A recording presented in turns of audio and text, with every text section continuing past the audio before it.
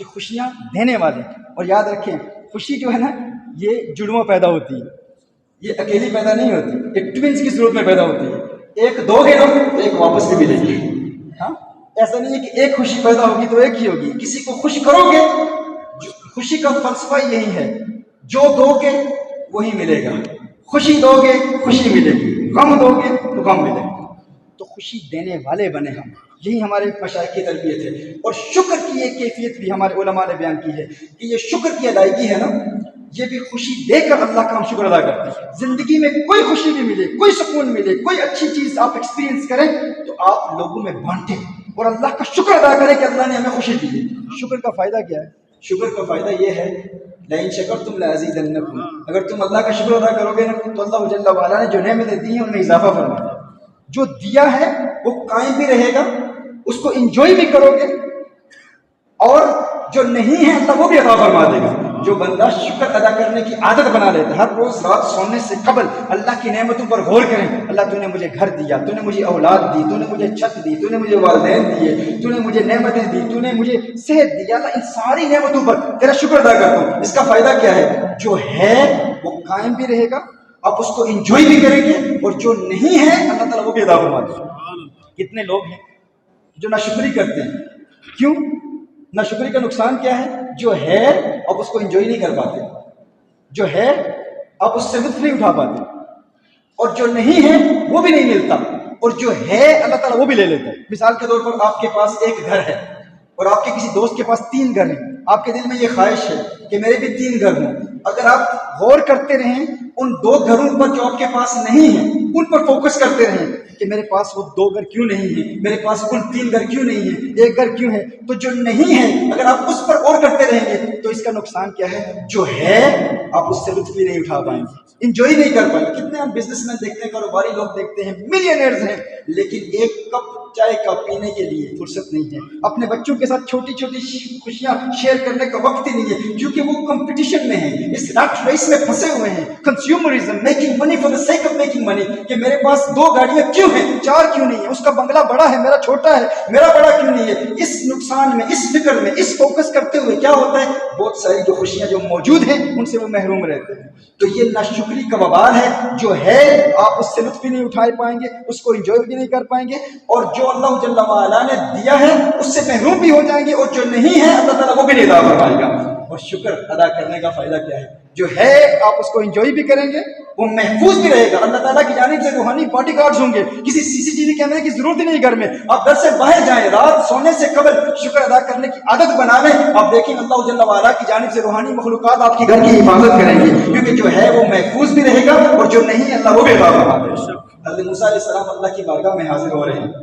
ایک غریب شخص زمین پہ بیٹھا ہوا ہے اور پہننے کے کپڑے بھی نہیں ہیں, اور ریت کے ساتھ سطر ڈانپے ہوئے. موسیٰ علیہ السلام سے عرض کرتا ہے, موسیٰ اللہ کی بارگاہ میں جا رہے, میرا پیغام دے دینا. کیا پیغام ہے؟ اللہ کو پیغام یہ دینا کہ اللہ تو مجھے کب عطا کرے گا, مجھے تو نے کچھ بھی نہیں دیا, پہننے کے کپڑے بھی نہیں ہیں, سطر ڈانپے ہوئے ہوں اس ریت سے. موسیٰ میری حالت کو دیکھو, اللہ تک پیغام پہنچا دینا ہے, اللہ تو مجھے کب عطا کرے گا, عطاؤں کا سلسلہ کب شروع ہوگا. موسیٰ علیہ السلام نے فرمایا ٹھیک ہے تیرا پیغام دوں گا. موسیٰ علیہ السلام نے ایک امیر شخص کو دیکھا, ایک امیر شخص موسیٰ علیہ السلام کے پاس آتا ہے اور کہتا ہے موسیٰ میرا پیغام بھی اللہ کو دے دینا. تیرا پیغام کیا ہے؟ کہ اللہ نے مجھے اتنا نوازا ہے, اس قدر عطا کیا ہے کہ اب سنبھالا نہیں جاتا. اے اللہ اب عطاؤں کا سلسلہ روک دے, اب عطاؤں کا سلسلہ روک دے, اتنا دیا ہے اب سنبھالا نہیں جاتا. موسیٰ علیہ السلام اللہ کی بارگاہ میں حاضر ہو کر واپس آتے ہیں. وہ فقیر وہاں موجود ہے, وہ کہتا ہے اے موسیٰ میرا پیغام پہنچایا. اللہ کی جانب سے جواب کیا ملا؟ اللہ نے ارشاد فرمایا میرے اس بندے کو کہو تم میرا شکر ادا کرنا شروع کر دے, میں تجھے عطا کرنا شروع کر دوں گا. تو میرا شکر ادا کرنا شروع کر دے, میں تجھے عطا کرنا شروع کر دوں گا. اس نے کہا اے موسیٰ میں کس بات پر شکر ادا کروں, تو دیکھ میرے پاس کیا ہے, میرے پاس تو پہننے کے کپڑے بھی نہیں ہے, ریت سے سطر ڈانپے ہوئے ہوں, میں کس بات پر شکر ادا کروں, اللہ نے مجھے دیا کیا ہے. ہوا کا ایک تیز جھونکا آتا ہے, جو تھا اسے بھی اڑا کے لے جاتا ہے. یہ ناشکری کا وبال ہے. جو ہے وہ بھی چلا جاتا ہے. اب وہ امیر شخص آتا ہے, اے موسیٰ میرا پیغام اللہ کی بارگاہ میں پہنچایا. اللہ نے کیا جواب ارشاد فرمایا؟ اللہ نے ارشاد فرمایا اے موسیٰ میرے اس بندے کو بتا دے کہ تو میرا شکر گزار بندہ ہے, تو میرا شکر ادا کرتا ہے. اب چونکہ تو میرا شکر ادا کرتا ہے اس لیے میں تجھے عطا کرتا ہوں. اگر تو چاہتا ہے کہ عطاؤں کا سلسلہ روک دوں تو شکر کا سلسلہ روک دے. تو میرا شکر ادا نہیں کرے گا تو میں تجھے عطا نہیں کروں گا. اس نے کہا اے موسیٰ مجھے شکر کی اس ادا سے اتنا پیار ہو چکا ہے کہ میرے پاس کچھ بھی نہیں تھا, فقط ایمان کی دولت تھی. میں نے اللہ کا شکر ادا کیا, اللہ نے مجھے دنیا کی دولت دی, اور پھر میں نے شکر ادا کیا, اللہ اور دیتا گیا, اللہ جتنا دیتا گیا میں اتنا شکر ادا کرتا گیا. اب حالت یہ ہو گئی ہے کہ مجھے شکر سے پیار ہو چکا ہے, شکر سے محبت ہو چکی ہے, اب میں سب کچھ چھوڑ سکتا ہوں, شکر ادا کرنا نہیں چھوڑ سکتا. موسیٰ علیہ السلام نے فرمایا اگر تو شکر ادا کرنا نہیں چھوڑے گا تو پھر اللہ تجھے عطا کرنا نہیں چھوڑے گا. عطا کرتا رہے. تو یہ شکر کی کیفیت, یہ ہمارے دل کی ہر وقت کیفیت ہونی, ہر روز عادت بنا لیں اللہ کی بارگاہ میں شکر ادا کرنا, اور یہ عادت اپنی آنے والی نسلوں کی طرف منتقل کریں, اپنی اولاد کی طرف منتقل کریں. اولاد کو شکر کی عادت سکھائیں کہ وہ شکر ادا کریں, انہیں بتائیں چھوٹی چھوٹی نعمتوں پر. کھانا کھاتے ہوئے بھی روک لیں گے, یہ لقمہ منہ میں جانے سے قبل رکو اور پھر اللہ کا شکر ادا کرو. اب دیکھیں گے کہ آپ کی اولاد اللہ کے شکر گزار بندے بھی بنے گی, ان کی آنے والی زندگی میں بھی اللہ جل وعلا برکتیں عطا فرمائے گا. تو میں عرض کر رہا تھا کہ یہ معیت کا کیا اثر ہوتا ہے, اللہ کے ولیوں کے قرب کا فائدہ کیا ہوتا ہے. ایک تو یہ ہے فرمایا ایمان, تقوی, اور تقوی کے بعد اللہ کے ولیوں کا قرب. اس قرب کا فائدہ کیا ہے؟ اس قرب کا فائدہ یہ ہے کہ ایمان میں پختگی ملتی ہے, تقوی میں بھی پختگی ملتی ہے اللہ کے ولیوں کے قرب کی برکت سے. اور دوسرا یہ تو وہ ہے نا جو ایمان والے ہیں اور تقوی والے ہیں, انہیں پھر اللہ جل وعلا تقوی میں بھی استقامت دیتا ہے, ایمان میں بھی پختگی دیتا ہے. اور اگر کوئی غیر مسلم آ جائے اللہ کے کسی ولی کی بارگاہ میں تو اس قرب اور اس معیت کی برکت سے اس غیر مسلم کو ایمان کی دولت ملتی ہے. غیر مسلم کو کیا ملتا ہے؟ ایمان کی دولت ملتی ہے. کیسے ایمان کی دولت ملتی ہے؟ دیکھیے حضرت سیدنا الشیخ نظام الدین اولیاء محبوب الہی رحمہ اللہ, ایک پنڈت ان کے پاس آئے انہیں دم کرنے کے لیے, غیر مسلم بیمار ہو گئے اور بہت شدید بیمار تھے نظام الدین اولیاء رحمہ اللہ. اس نے کچھ پڑھا, اب ٹھیک ہو گئے, خواجہ نظام پاک ٹھیک ہو گئے, اور پھر بیدار ہوتے ہی کہتے ہیں کہ تیری مجاہدیں اور ریاضتیں کیا ہیں کہ تو نے مجھ پر کچھ پڑھا اور میں فوراً ٹھیک ہو گیا, مجھے بتا تو نے پڑھا کیا ہے. نظام پاک فرما رہے ہیں بتا تو نے پڑھا کیا ہے. تو اس نے کہا میں نے کچھ نہیں پڑھا, اصل میں ہر عمل میں اپنے نفس کے خلاف کرتا ہوں, میں اپنے نفس کے خلاف کرتا ہوں, جو نفس کہتا ہے اس کا الٹ کرتا ہوں, جو میرے نفس کی خواہش ہے میں اس کا الٹ کرتا ہوں, اور اس کی وجہ سے میری زبان میں اتنی تاثیر پیدا ہو گئی ہے کہ میں دم کرتا ہوں بندہ ٹھیک ہو جاتا ہے. تو خواجہ نظام الدین اولیاء علیہ رحمہ نے اس کے کان میں ایک جملہ کہا, پھر انہوں نے اور کچھ نہیں کہا, پھر اسی نے جواب دیا. آپ نے ایک جملہ کان میں کہا, پھر کچھ اور کہنے کی ضرورت پیش نہ آئی. اس نے کہا اشہد ان لا الہ الا اللہ واشہد ان محمدا عبدہ ورسولہ, کلمہ پڑھ کے مسلمان ہو گیا. خواجہ نظام الدین اولیاء علیہ رحمہ وہاں سے رخصت ہوتے ہیں, وہی پوچھتے ہیں کہ آپ نے کیا کہا؟ آپ تو علاج کرانے کے لیے آئے تھے, اس کا علاج کر دیا آپ نے. میں کہتا ہوں یہ صوفیاء یہ علاج کرنے والے ہوتے ہیں, آپ ان کی حکمتوں کو سمجھتے نہیں ہیں. میں بات کر رہا تھا تو کچھ علماء مفتیان کرام بڑی عجیب نگاہوں سے مجھے دیکھ رہے تھے کہ پنڈت کے دم سے اللہ کا ولی ٹھیک کیسے ہو گیا. وہ ٹھیک ہونے کے لیے نہیں, ٹھیک کرنے کے لیے آیا تھا, وہ ٹھیک کرنے کے لیے آیا تھا. مریدوں نے پوچھا, انہوں نے کہا کہ آپ نے کیا کہا؟ آپ نے فرمایا میں نے ایک ہی جملہ کہا, یہ فراست ہے اولیاء کی, اللہ کے ولی کی بصیرت فراست ہے. وہ صرف دلائل نہیں دیتے, وہ صرف دلائل سے قائل نہیں کرتے, یہ ان کی وزڈم ہے, یہ ڈیوائن وزڈم, اسی کو فراست کہتے ہیں. آپ نے فرمایا میں نے اسے کہا کہ تو کہتا ہے تو ہمیشہ اپنے نفس کے خلاف کام کرتا ہے, اپنے نفس کے خلاف کام کرتا ہے, تو بتا کیا تیرا نفس اس بات پہ راضی ہے کہ تو مسلمان ہو جائے؟ کہا نہیں, میرا نفس یہ نہیں چاہے گا. کہا ٹھیک ہے, تو ہمیشہ نفس کے خلاف کرتا ہے تو پھر کلمہ پڑھ کے مسلمان ہو جاؤ, کلمہ پڑھ کے مسلمان. تو یہ اللہ کے ولیوں کا طریقہ کار ہے کہ اگر متقی شخص ہو, ایمان والا ہو, متقی ہو, تو ان کا قرب اختیار کرے تو ایمان میں بھی پختگی اور تقوی کے بھی اعلیٰ مراتب پر فائز ہوتا ہے. اور اگر کوئی غیر مسلم آ جائے تو پھر اسے ایمان کی دولت ملتی ہے. حضرت سیدنا خواجہ غریب نواز علیہ رحمہ کی بارگاہ میں ایک جوگی ہندو آیا, اور وہ یاد رکھیں غیر مسلموں کو بھی یہ کچھ ایسے لطائف ہوتے ہیں, کچھ کھڑکیاں ان کی بھی اللہ تعالیٰ کھول دیتا ہے, ممکن ہوتا ہے, لیکن یہ علم غیب نہیں ہوتا. یہ کچھ مشاہدات ہوتے ہیں، اور یہ بھی قطعی علم نہیں ہوتا، یقینی علم نہیں ہوتا. تو وہ خواجہ غریب نواز علیہ رحمہ کے ارد گرد گھوم رہا ہے، کبھی سامنے سے، کبھی دائیں سے، کبھی بائیں سے، کبھی پیچھے سے، اور کہتا ہے اے معین الدین، تو ظاہری طور پر ڈھانچہ تو تیرا انسانوں والا ہے، لیکن تیرے اندر نور بھرا ہوا ہے. تیرے اندر نہ بغض ہے، نہ کینہ ہے، نہ حسد ہے، نہ ریا ہے، نہ تکبر ہے، نہ نفرت ہے. تیرے اندر کوئی ایسی منفی چیز پائی نہیں جاتی. ظاہری طور پر تو انسانوں کی طرح لگتا ہے، لیکن تیرا باطن نور سے بھرا ہوا ہے. لیکن مجھے ایک تشویش ہے، وہ یہ ہے کہ تیرے دل پر مجھے ایک سیاہ داغ نظر آ رہا ہے. یہ سیاہ داغ کیا ہے؟ یہ کالا داغ تیرے دل پر ہے، یہ کہاں سے آیا؟ تو خواجہ غریب نواز عطا رسول فی الہند آپ نے ارشاد فرمایا کہ یہ داغ صرف تجھے ہی نظر آیا ہے اور کسی کو نظر نہیں آیا، صرف تجھے ہی نظر آیا ہے، اور اس کو تو ہی مٹا سکتا ہے. اس نے کہا میں کیسے مٹا سکتا ہوں؟ آپ نے فرمایا تو کلمہ پڑھ، مسلمان ہو جا، یہ مٹ جائے گا. اس نے کہا داغ آپ کے دل پر ہے، کلمہ میں پڑھوں، یہ کیسے؟ آپ نے فرمایا کتنی دیر لگے گی؟ تو کلمہ پڑھ، تو کلمہ طیبہ پڑھ، تو دیکھ یہ داغ مٹ جائے گا.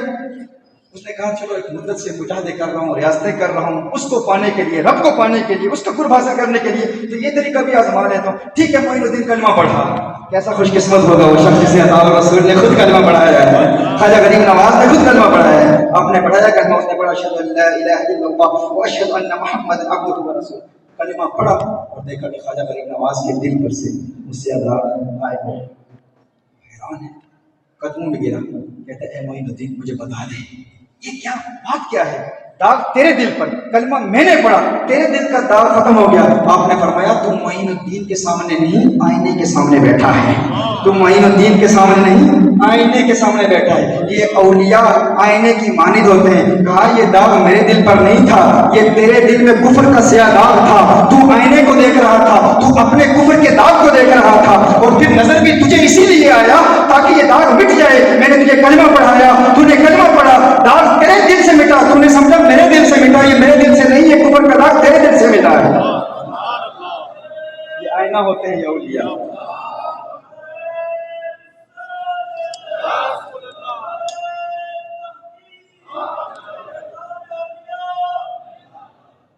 تو یہ اولیاء کا یہ مقام ہے. تو میں یہ عرض کر رہا تھا، اچھا آئینے سے یہ بھی کہ ان کا قرب اللہ کا قرب دیتا ہے. اور یہ جو قرب کی بات ہے نا، میں انشاءاللہ یہ آخر میں ذکر کروں گا، دعا میں شامل کروں گا انشاءاللہ. تو رب ٹوٹ گیا ہے، کہتے ہیں نا لوگ قرب کے حوالے سے. تو یاد رکھیں، ایک قانون یاد رکھیں، یہ اللہ کے ولیوں کے قرب کی وجہ سے ہمیں حضور کا قرب ملتا ہے، ہاں، اور نبی کریم صلی اللہ علیہ وسلم کے قرب کی برکت سے ہمیں اللہ کا قرب ملتا ہے. کہتے ہیں نا کہ اگر اللہ شہرک سے بھی زیادہ قریب ہے، ہاں، تو نظر کیوں نہیں آتا؟ تو یاد رکھیں، ایک اصول یاد رکھیں، غایت قرب غایت خفا کا سبب ہوتی ہے. غایت قرب غایت خفا کا سبب ہوتی ہے. جو چیز انسان سے جتنی قریب ہو نا، اتنی اس کی نگاہوں سے اوجھل ہوتی چلی جاتی ہے. مثال کے طور پر یہ اپنی انگلی کو میں دیکھ رہا ہوں، اب نظر آ رہی ہے، اب یہ قریب آئی، اب بھی نظر آ رہی ہے، اب اور قریب آئی، اب بھی نظر آ رہی ہے، اب اور قریب آئی، اب نظر نہیں آ رہی. کیوں؟ کیونکہ جو چیز انسان سے جتنی قریب ہوتی ہے نا، اتنی ہی اس کی نگاہوں سے دور ہوتی چلی جاتی ہے. غایت قرب غایت خفا کا سبب ہوتی ہے. دیکھیں، اگر کوئی بہت زیادہ دعویٰ کرے نا کہ جو ہے تو مجھے دکھاؤ، قرب کی بات کر رہا ہوں نا، جو ہے مجھے دکھاؤ، اگر اللہ ہے تو مجھے دکھاؤ، نظر کیوں نہیں آتا؟ تو بتاؤ، حسد کے وجود کو مانتے ہو کہ نہیں؟ ہے نا، تو دکھاؤ. حسد نظر نہیں آتا، کوئی ٹینجیبل چیز نہیں ہے. محبت کے وجود کو مانتے ہو؟ مسکراہٹ نظر آتی ہے، محبت نظر نہیں آتی. غصے کے وجود کو مانتے ہو؟ غصے کی ایکسٹرنل مینیفیسٹیشن نظر آتی ہے، لیکن غصہ تو نظر نہیں آتا. کوئی ایسی چیز نہیں جس کو آپ ہاتھ لگا سکتے ہیں. تکبر کو مانتے ہو؟ مانتے ہیں سارے، لیکن تکبر نظر نہیں آتا، لیکن اس کو مانتے تو ہو نا، اس کے وجود کو، ہاں، اس کے وجود کو مانتے ہو. تو کچھ چیزیں ایسی ہیں جو آنکھوں سے نظر نہیں آتی، لیکن اس کے وجود کو ہم مانتے ہیں. لیکن ان کا قرب حاصل کرنا اور ان کے وجود کو ماننے کا طریقہ کیا ہے؟ یا یہ آپ سوال کسی سے کر لیں جو بہت کہتا ہے نا کہ مجھے دکھاؤ اگر قریب ہے، تو کیا تمہاری آنکھیں تمہاری قریب ہیں یا نہیں؟ کیا تم نے کبھی اپنی آنکھوں کو دیکھا ہے؟ کیا کسی نے کبھی اپنی آنکھوں کو دیکھا ہے؟ کیا کسی نے اپنی آنکھوں کو دیکھا ہے؟ نہیں دیکھا نا. اگر کسی نے دیکھا ہے تو ہاتھ اٹھائے. کیا کسی نے اپنی آنکھوں کو دیکھا ہے؟ کسی نے اپنی آنکھوں کو نہیں دیکھا. تو پھر اپنی آنکھوں کے وجود کو کیوں مانتے ہو کہ ہماری آنکھیں ہیں؟ اب سب مانتے ہیں ہماری آنکھیں ہیں، سب مانتے ہیں نا ہماری آنکھیں ہیں، تو کیوں مانتے ہو؟ کہا ہم نے تو نہیں دیکھا، لیکن کسی دیکھنے والے کی بات پر ہم نے یقین کر لیا، کسی دیکھنے والے نے بتایا کہ ہاں تمہاری آنکھیں ہیں، تو اس سے یہ پوچھو کہ تو نے کسی آنکھ والے سے یہ بات سنی کہ تیری آنکھیں ہیں اور اس کی بات کو مان لیا اور یہ بات مان لی کہ تیری آنکھیں ہیں، تو بتا اس نے جس نے تیری آنکھوں کو دیکھا، کیا اس نے اپنی آنکھوں کو دیکھا ہے؟ اس نے بھی اپنی آنکھوں کو نہیں دیکھا ہے۔ جس نے تجھے بتایا کہ تیری آنکھیں ہیں، تو اس نے اپنی کن آنکھوں سے تیری آنکھوں کو دیکھا ہے؟ انہی آنکھوں سے جن آنکھوں کو اس نے بھی نہیں دیکھا۔ ہاں، اس نے بھی اپنی آنکھوں کو نہیں دیکھا، لیکن اس نے کہا تیری آنکھیں ہیں، تو تو نے مان لیا۔ کسی اندھے کی بات پر اعتبار کر کے تو نے کہا تیری آنکھوں کا وجود ہے نہیں، تیرا دعویٰ غلط ہے، کیونکہ اس نے بھی تیری آنکھوں کو نہیں دیکھا تیرے قول کے مطابق، تیرے دعوے کے مطابق۔ اچھا کوئی کہے کہ میں نے اپنی آنکھوں کو دیکھا ہے، بھائی کہاں دیکھا ہے اپنی آنکھوں کو؟ لوگ کہیں گے کہ میں نے آئینے میں اپنی آنکھوں کو دیکھا ہے۔ میں نے اپنی آنکھوں کو کہاں دیکھا ہے؟ آئینے میں دیکھا ہے۔ تو ان سے کہیں آپ نے اپنی آنکھوں کو آئینے میں دیکھا ہے، بتاؤ کہ جب تو نے اپنی آنکھوں کو آئینے میں دیکھا ہے تو کن آنکھوں سے دیکھا ہے؟ کن آنکھوں سے دیکھا ہے؟ اگر تو نے اپنی آنکھوں کو آئینے میں دیکھا ہے، تو اگر تو نے ان آنکھوں سے دیکھا ہے تو تیری یہ آنکھیں تو یہاں تھی نا، تو آئینے میں کیا دیکھ رہا تھا؟ یہ آنکھیں یہاں تھی نا، تو آئینے میں کیا دیکھ رہا تھا؟ آئینے میں کیا نظر آیا؟ اچھا اگر وہ کہے نہیں یہ میری آنکھیں آئینے میں چلی گئی تھی، آئینے میں چلی گئی تھی، اگر یہ آنکھیں آئینے میں تھی تو پھر کن آنکھوں سے دیکھا ہے؟ پھر کن آنکھوں سے دیکھا ہے؟ پتہ چلا آئینے میں تو نے اپنی آنکھوں کو نہیں دیکھا، آئینے میں تو نے اپنی آنکھوں کے پردوں کو دیکھا ہے، اپنی آنکھوں کی ریفلیکشن کو دیکھا ہے، اپنی آنکھوں کی جھلک کو دیکھا ہے۔ تو نے آئینے میں اپنی آنکھوں کو نہیں دیکھا، تو میں یہ کہنے میں حق بجانب ہوں کہ وہ آنکھیں جو تیرے جسم کے قریب ہیں انہیں تو آئینے کے وسیلے کے بغیر نہیں دیکھ سکتا، تو وہ رب جو تیری جان سے قریب ہے اسے وسیلہ مصطفیٰ کے بغیر کیسے دیکھ سکتا ہے؟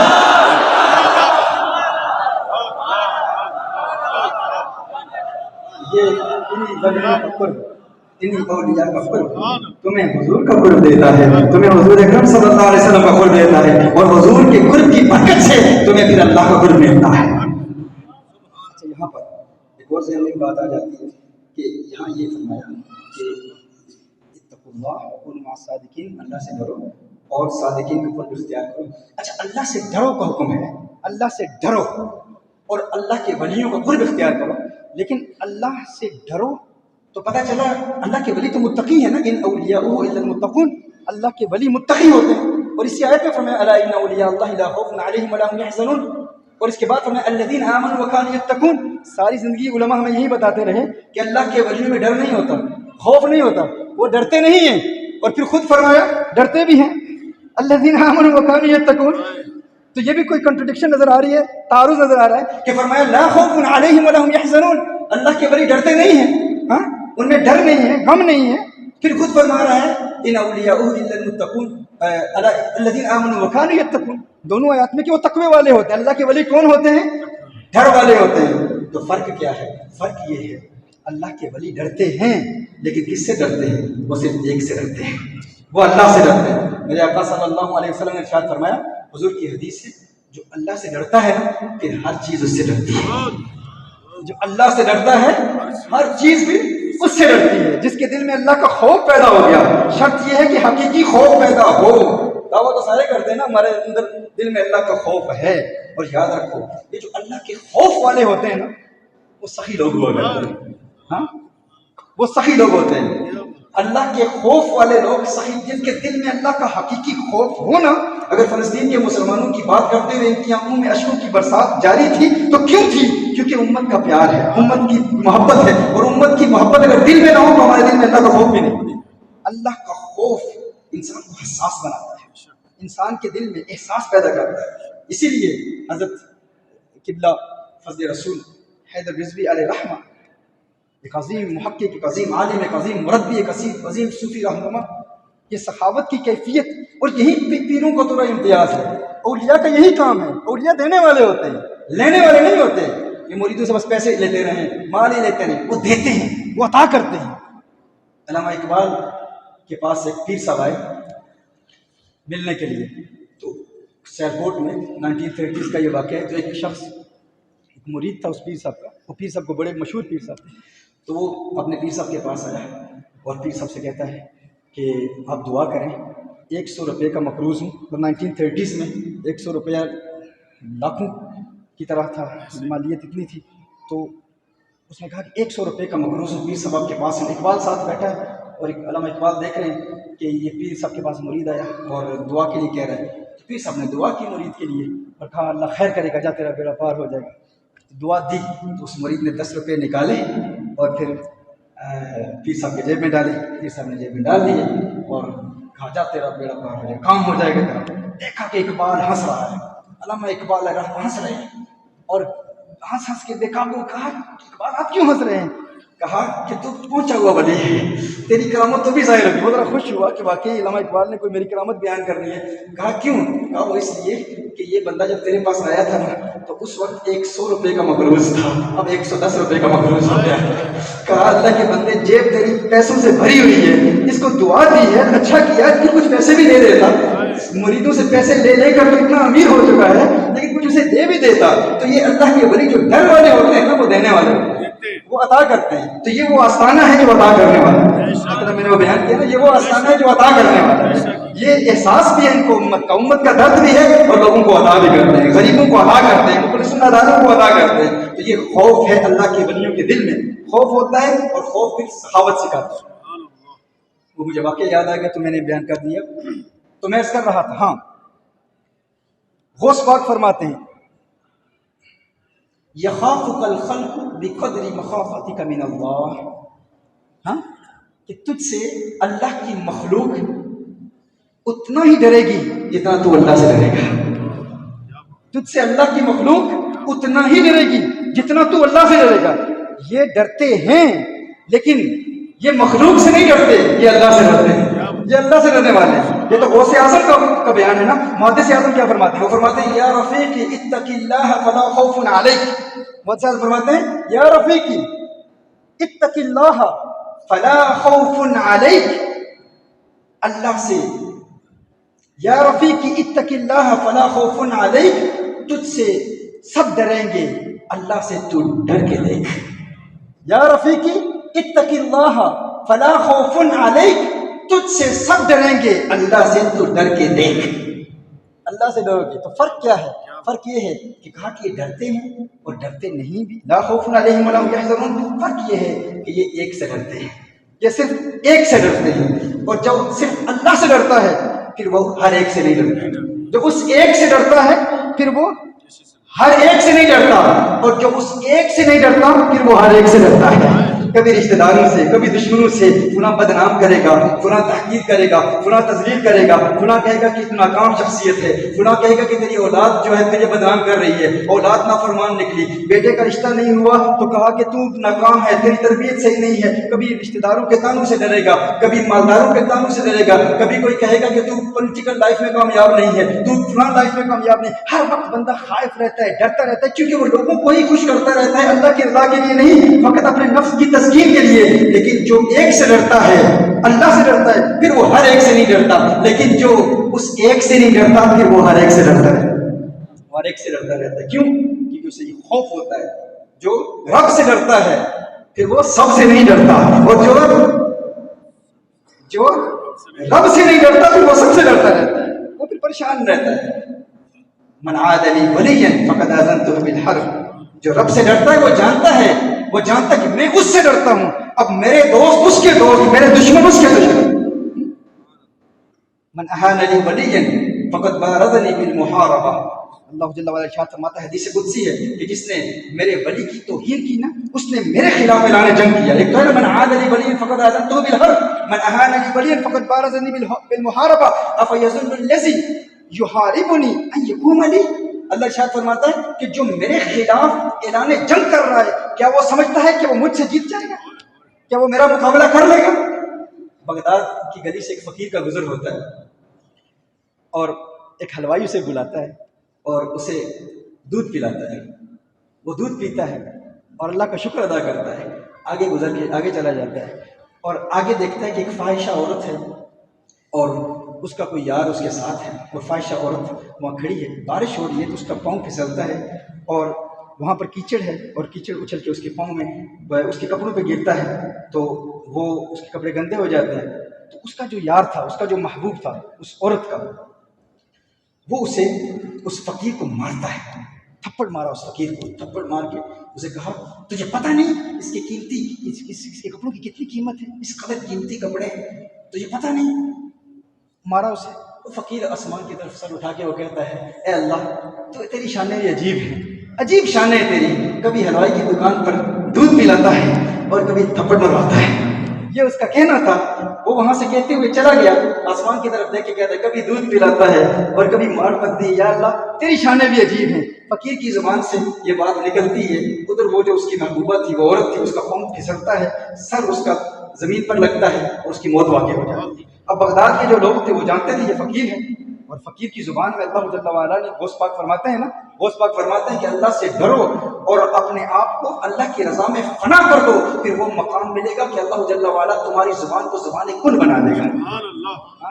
میں شہباز کراں پروازاں وچ افلاک کرم دے زبان کا میری کن برابر موڑا کم قلم دے افلاطون ارسطو ورگے میرے اگے کس کم دے ہو، حاتم ورگے بادشاہ میرے اگے کس کم دے ہو۔ سلطان بہو علیہ رحمہ کا کچھ کلام ہے، اس قسم کے اشعار ہے۔ لیکن یہ جو ہم کہتے ہیں نا کہ موڑا کم قلم دے ہو، یہ وہ تقدیر ہے جو بدل سکتی ہے، وہ تقدیر جو بدل نہیں سکتی، اس کے حوالے سے ہم یہ کلام نہیں کرتے۔ تو اس اللہ کے ولی نے، اس فقیر نے کہا یا اللہ تیری شان بھی نرالی ہے، عجیب شانیں ہیں تیری۔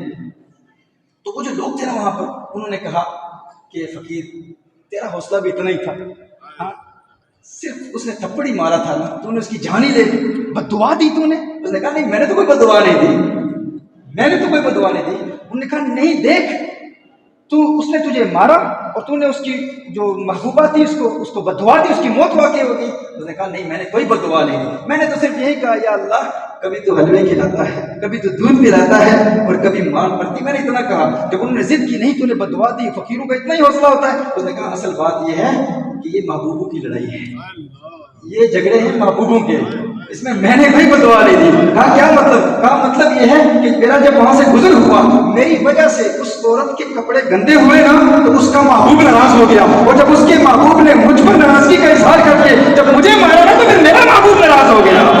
بات محبوبوں کی ہے، یہ جھگڑے محبوبوں کے، میں نے کہاں بد دعا دی، کہا میرا محبوب ناراض ہو گیا جس سے میرا۔ تو یہ ڈرتے اس لیے نہیں ہے، وہ جانتے ہیں کہ وہ رب ہے جو مدد کرتا ہے، وہ دشمنوں کو مٹاتا بھی ہے، انہیں اس بات کا یقین ہوتا ہے، انہیں اس بات کا وصول ہوتا ہے۔ تو آؤ ڈر والے بنے، اللہ کا خوف دل میں پیدا کریں، اور یاد رکھیں خوف کا دعویٰ تو ہر کوئی کرتا ہے، ہر کوئی کہتا ہے میرے دل میں خوف ہے۔ یہ نہ کہا کریں دل میں، کہاں خوف ہے ہمارے دل میں، ہاں کہاں ڈر ہے ہمارے دل میں، یہ فقط دعوے ہیں۔ ڈر والا نماز قضا کر سکتا ہے، ڈر والا عبادت قضا۔ دیکھیں کہ بندہ 3 دن کے لیے سویا ہوا نہ ہونا، سفر پر جا رہا ہو اور کہیں رکے اور کوئی شخص اسے کہے، کوئی دوست مل جائے راستے میں، ہم سفر پر رہتے ہیں تو ہمیں پتہ ہے نیند کا غلبہ کتنا ہوتا ہے، ڈاکٹر صاحب کو پتہ ہے اکثر بات ہوتی ہے نیند ہی نہیں ہوتی ہے، گفتگو ہوتی ہے تو پھر الفاظ بھی ترتیب نہیں پاتے، کیوں؟ کیونکہ نیند کے غلبے کو بندہ اس پر کنٹرول نہیں پا سکتا۔ سمجھ لیں کہ 3 دن کا بندہ سویا ہوا نہ ہو، سفر پر ہو، تو کہیں کسی کمرے میں اسے جگہ ملے، کوئی دوست مل جائے اور دوست کہے ٹھیک ہے یہاں پر میٹرس وغیرہ میں تجھے دیتا ہوں، بستر لگا کے دیتا ہوں، آرام سے سو جا، 3 دن کا تو سویا ہوا نہیں ہے تو، لیکن ذرا خیال رکھنا اس کمرے میں اس چھوٹا سوراخ ہے، اس سوراخ سے کبھی کبھی سانپ نکل آتا ہے، سو جا آرام سے، لیکن ذرا اس بات کا خیال رکھنا۔ تو بتاؤ آپ جس کو سانپ کے نکلنے کا اندیشہ ہو وہ سو پائے گا؟ اس کی آنکھ لگے گی؟ کیوں؟ سانپ کے وجود کا یقین نہیں ہے کہ سانپ واقعی نکلے گا، صرف خوف ہے، صرف ڈر ہے، ایک امکان ہے، ایک اندیشہ ہے کہ سانپ شاید نکل آئے۔ جسے سانپ کے نکلنے کا اندیشہ ہو اس کی آنکھ نہیں لگتی سانپ کے ڈر سے، اور جسے اللہ کے وجود کا یقین ہو اس کی آنکھ فجر کے لیے نہ کھلے تو کہے مجھے اللہ کا خوف ہے، کائے کا خوف ہے؟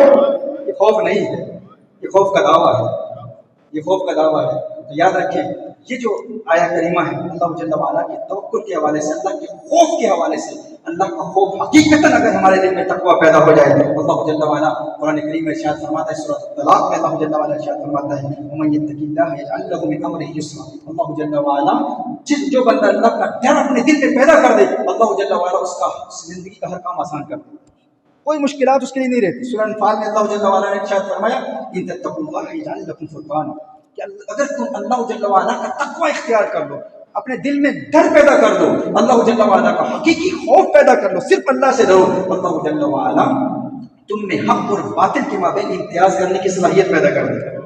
اور ایک تفسیر کے مطابق اللہ جل وعلا تمہیں دنیا میں، سوسائٹی میں، اللہ جل وعلا معاشرے میں تمہیں عزت دے گا، وقار دے گا، امتیازی حیثیت دے گا، لیکن اللہ کا خوف پیدا ہو جائے، بس ایک سے ڈرنے والا دل اگر ہمارے سینے میں پیدا ہو جائے تو پھر ہمیں دنیا کی کوئی پرابلم نہیں، کوئی دقت نہیں۔ اور پھر جو پریشانی مالی حوالے سے کہتے ہیں کہ معاشی حالات ہمارے برے ہیں، اللہ جل وعلا قرآن کریم میں ارشاد فرماتا ہے وَمَن يَتَّقِ اللَّهَ يَجْعَلْ لَهُ مَخْرَجًا، جو اللہ کا خوف پیدا کر لینا اپنے دل میں، اللہ سے حقیقتاً ڈرے، اللہ جل وعلا ہر رکاوٹ کو دور کر دیتا ہے، اللہ جل وعلا اسے وسعتیں دیتا ہے، کشادگیاں دیتا ہے، اور پھر فرمایا وَيَرْزُقْهُ مِنْ حَيْثُ لَا يَحْتَسِبُ، اللہ جل وعلا اسے وہاں سے رزق دیتا ہے جس کا اسے گمان بھی نہیں ہوتا، اللہ جل وعلا اسے وہاں سے رزق دیتا ہے جس کا اسے گمان بھی نہیں ہوتا، اور پھر فرمایا وَمَن يَتَوَكَّلْ عَلَى اللَّهِ فَهُوَ حَسْبُهُ، جو اللہ پر توکل کرتا ہے اس کے لیے اس کا رب ہی کافی ہے۔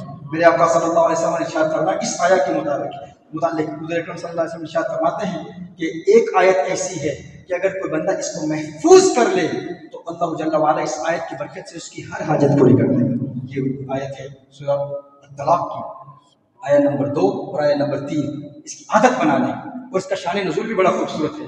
عوف بن مالک میرے آقا صلی اللہ علیہ وسلم کے صحابی حضور کی بارگاہ میں حاضر ہوتے ہیں، عرض کرتے ہیں کہ مشرکین نے میرے بیٹے کو قید کر لیا ہے، مشرکین نے میرے بیٹے کو قید کر لیا ہے، اور پھر اپنی جو ناداری اور مفلسی کی شکایت بھی کی کہ فاقوں کی زندگی ہے، تو میرے آقا صلی اللہ علیہ وسلم نے ارشاد فرمایا لا حول ولا قوت الا باللہ العلی العظیم، یہ کثرت سے پڑھو اور صبر کرو اور اللہ کے ڈر سے پڑھو، اللہ سے ڈرتے ہوئے اور صبر کرتے ہوئے۔ ہم اوراد پڑھتے ہیں لیکن اللہ کے خوف کے ساتھ جب اوراد پڑھیں گے نا تو پھر فائدہ حاصل ہوگا۔ حضرت عوف بن مالک رضی اللہ تعالیٰ عنہ اپنے گھر جاتے ہیں، اب مشکل کیا تھی؟ بیٹا مشرکین کی قید میں تھا، اور دوسری مشکل کیا تھی؟ بیٹا مشرکین کی قید میں تھا اور مال نہیں تھا، دولت نہیں تھی، اور معاشی حوالے سے شکایت کی، تو حضور نے ارشاد فرمایا یہ وظیفہ دیا، یہ وظیفہ آپ سب لے کے جائیں آج۔ حضور نے فرمایا کثرت سے لا حول ولا قوت الا باللہ العلی العظیم پڑھو، اور پھر نبی کریم صلی اللہ علیہ وسلم نے ارشاد فرمایا اللہ کے ڈر کے ساتھ صبر کرو اور اللہ کے ڈر کے ساتھ پڑھو۔ وہ گھر جاتے ہیں، اپنی زوجہ سے بھی کہتے ہیں، زوجہ بھی پڑھتی ہے، وہ بھی پڑھتے ہیں، ابھی وہ پڑھ ہی رہے ہیں تو دروازے پہ بیٹے نے دستک دی، دروازہ کھولا، بیٹا آ گیا، بیٹا بھی موجود ہے، اور ایک روایت کی روشنی میں 4000 بکریاں بھی ساتھ ہیں اس کی۔ غربت اور مفلسی کی کا شکوہ تھا، لا حول ولا قوت الا باللہ العلی العظیم پڑھا، 4000 بکریاں بھی ہیں اور بیٹا بھی آ گیا۔ یہ اس ورد کی برکت تھی۔ وہاں کفار جنہوں نے اسے قید کیا ہوا تھا وہاں سے وہ راستہ اس کے لیے نکلا، یہ وہاں سے فرار ہوا، بکریاں بھی ساتھ لے کے آ گیا۔ لیکن شرط کیا ہے؟ اگر چاہتے ہو کہ مالی حوالے سے وسعت ملے، آسانی ہو، تو پھر لا حول ولا قوت الا باللہ العلی العظیم کثرت سے پڑھو، لیکن اللہ کے خوف سے پڑھو، اللہ کے ڈر سے پڑھو، اور ان لوگوں کی بات نہ سنو جو یہ کہتے ہیں کہ ان اوراد اور وظائف میں کوئی فائدہ نہیں ہے، ان میں فائدہ ہے۔ یہ فلسفیوں کی بات ہے، فلاسفرز کہتے ہیں کہ ہم اللہ جل وعلا کی ذات کو مانتے ہیں لیکن اللہ کے اسم کی قوت کو نہیں مانتے، اللہ کی قوت کو نہیں مانتے۔ ابو بکر شبلی علیہ رحمہ درس دے رہے ہیں اور مجمع میں بولی سینہ ابھی سینہ بیٹھا ہے، ابو بکر شبلی علیہ رحمہ بیان کر رہے ہیں اللہ جل وعلا کے نام کی تاثیر، کہ اللہ کے نام میں کتنی قوت ہے، کہ اس نام میں اتنی قوت ہے کہ انسان کے دل کی دنیا بدل دیتا ہے۔ بولی سینہ کھڑا ہو گیا، تو نے کہا ہم فلسفی ہیں، ہم تو فلاسفرز ہیں، ہم تو شکل خارجی کو مؤثر مانتے ہیں، شکل لفظی، شکل کتابی اور شکل ذہنی کو مؤثر نہیں مانتے۔ یعنی فلاسفرز کہتے ہیں کہ ہر چیز کی جو شکل خارجی ہے اس کی ایکسٹرنل ایگزسٹنس ہے وہی اثرات مرتب کرتی ہے، وہی مؤثر ہوتی ہے، لیکن کسی چیز کی شکل ذہنی، شکل کتابی، شکل لفظی یہ مؤثر نہیں ہوتی۔ مثال کے طور پر آگ ہے، آگ کی شکل خارجی کیا ہے؟ ایکسٹرنل ایگزسٹنس کیا ہے؟ آگ ہے، اٹسیلف آگ، لیکن اگر آپ اس کی شکل لفظی کو دیکھیں، آگ کا تلفظ کریں تو آگ کا تلفظ کرنا کیا آپ کی زبان کو جلائے گا؟ زبان نہیں جلے گی نا۔ تو کہا کہ شکل لفظی مؤثر نہیں ہوتی۔ آگ کے بارے میں آپ سوچیں، ذہن میں سوچیں تو کیا آپ کا دماغ جلے گا؟ نہیں۔ تو کہا کہ شکل ذہنی بھی مؤثر نہیں ہوتی۔ اور آگ کو کسی کتاب کاغذ پر لکھیں تو کاغذ جلے گا؟ نہیں جلے گا۔ تو کہا کہ شکل کتابی بھی مؤثر نہیں ہوتی، ہم فقط ایکسٹرنل ایگزسٹنس کو، شکل خارجی کو مؤثر مانتے ہیں۔ تم کہتے ہو کہ اللہ جل وعلا کے نام میں اتنا اثر ہے، ابھی ہم نے اللہ کے وجود کو مانا ہے، اللہ کی ذات دلوں کی دنیا بدل دیتی ہے، لیکن اللہ کے نام میں یہ تاثیر کیسے ہے کہ اللہ کا نام دل کی دنیا بدل دے گا؟ حضرت ابو بکر شبلی رحمہ اللہ کے ولی ہیں، انہوں نے کہا बोली सीना तू तो गधा है, अब गधे को कौन समझाए, तू तो गधा है अब गधे को कौन समझाए। तो बोली सीना भी जलाल में आ गया, गुस्से में आ गया, आप इतने बड़े शेख, इतने बड़े बुजुर्ग, मुझ फलसफी को गधा कह दिया। आपने फरमाया मैं ये बात समझाना चाहता था। वो गुस्से में आ गया, चेहरा उसका सुर्ख हो गया। आपने कहा तूने देखा मैंने वक्त गधे का नाम लिया, अगर गधे के नाम में इतना असर है कि तेरे चेहरे का रंग बदल सकता है, तो अल्लाह के नाम में इतना असर क्यों नहीं है कि तेरे दिल का रंग दूर कर दे। अल्लाह का नाम ले, तेरे दिल की दुनिया बदल जाए।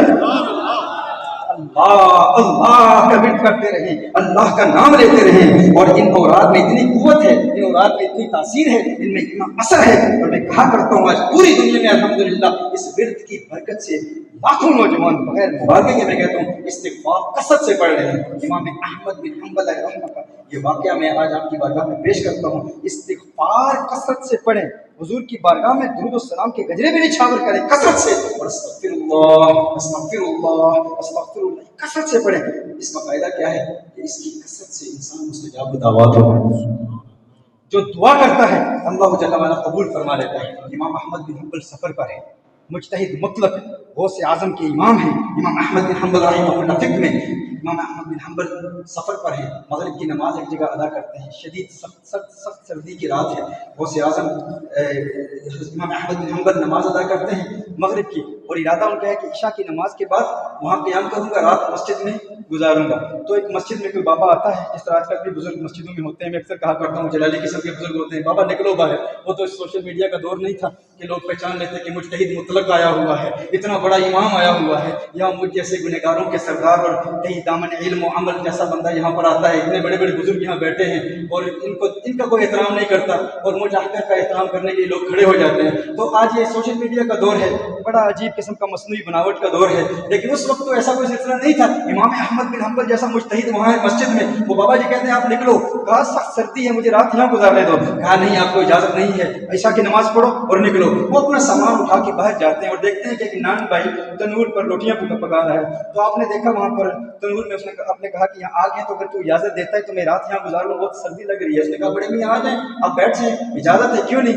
आप उसे बड़ी मोहब्बत भरी निगाह से देख रहे हैं, मुस्कुरा रहे हैं। वो नौजवान वो नान भाई कहते हैं बड़े मियाँ आप मुझे देखकर मुस्कुरा क्यों रहे हैं, बार बार मुस्कुरा रहे हैं। कहा मैं क्यों ना मुस्कुराऊं, मुझे तेरी ये इस्तिग़फ़ार की अदा इतनी प्यारी लगी। तू पेड़े बनाता है तो अस्तग़फिरुल्लाह पढ़ता है, तनूर में लगाता है तो अस्तग़फिरुल्लाह पढ़ता है, तनूर से रोटी निकालता है तो अस्तग़फिरुल्लाह पढ़ता है। कहा बड़े मियाँ मैं अस्तग़फिरुल्लाह क्यों ना पढ़ूं, इस अस्तग़फिरुल्लाह की कसरत ने मुझे मुस्तजाब दावत बना दिया।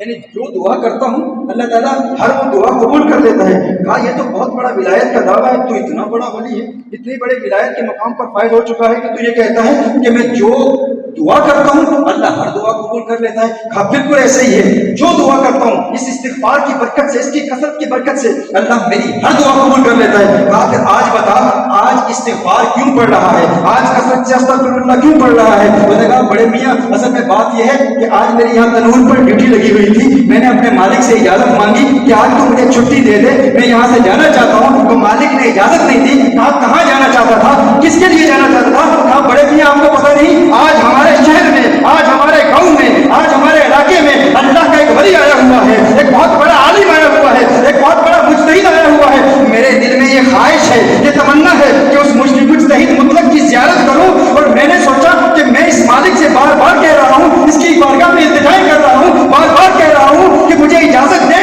तो मैं क्यों दर दर की ठोकरें खाऊं, मैं क्यों हर एक से मांगता फिरूं। दर दर दिए दुर दुर ना लूं, दुर बन जा एक दर्दा, दर दर दिए दुर दुर ना लूं, दुर बन जा एक दर्दा, चप्पल कुत्ता क्यों अखवेंदा है, दुर बन बख्ता मरदा। कहा मैं क्यों दर दर की ठोकरें खाऊं, मैं तो इस्तिग़फ़ार पढ़ने वाला हूँ, अस्तग़फिरुल्लाह पढ़ने वाला हूँ। इस्तिग़फ़ार की कसरत ने मुझे मुस्तजाब दावत बना दिया है। ये मुझे इजाजत नहीं देता, न दे, मैं इस्तिग़फ़ार पढ़ता रहूंगा और मुझे मेरा मकसूद मिल जाएगा, मुझे मेरी मंजिल मिल जाएगी। इमाम अहमद बिन हम्बल ने कहा अरे मुझे ये तो बता दे वो कौन बुजुर्ग है जो आज तेरे इलाके में आया हुआ है। कहा पता नहीं बड़े मियाँ, अहमद बिन हम्बल आया हुआ है, मैं उसे मिलने चाहता हूँ। कहा अरे नौजवान आप सीने लग जा, तू वाकई मुस्तजाब दावत है। देख आज तेरी इस इस्तिग़फ़ार की कसरत ने, आज तेरी इस्तिग़फ़ार की बरकत ने, इसकी मिक़नातीसी कशिश ने मुझे वहाँ मस्जिद से जहाँ तेरे पास ले आई है। आज अहमद बिन हम्बल तुझे मिलने के लिए आया है, तुझे देखने के लिए आया है। इस्तिग़फ़ार करते रहे, अस्तग़फिरुल्लाह की कसरत करते रहे, और इस यकीन के ساتھ کہ اس کی برکت سے ہمارے دل کی دنیا بدلے گی. درود و سلام کے لیے گجرے نشاور کرتے رہیں. اللہ جل وعلا ہمیں عمل کی توفیق عطا فرمائے.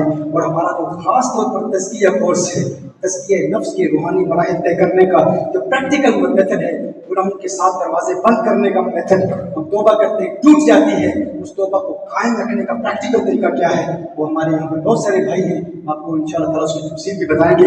اللہ جل وعلا ہمیں عمل کی توفیق عطا فرمائے، اللہ والوں کا قرب عطا فرمائے، اللہ والوں کے قرب میں رہنے کی توفیق عطا فرمائے. ہر قسم کی گمراہی، ہر قسم کی بدعقیدگی اور ہر قسم کی سوء کلیت سے ہمیں محفوظ فرمائے. اور آج یہ اس مجلس میں خاص طور پر فلسطین کے مسلمانوں کے لیے، جس طرح ڈاکٹر صاحب نے کہا، خاص طور پر دعا کریں. اللہ جل وعلا جلد انہیں آزادی عطا فرمائے. وآخر دعوانا الحمد للہ رب العالمین.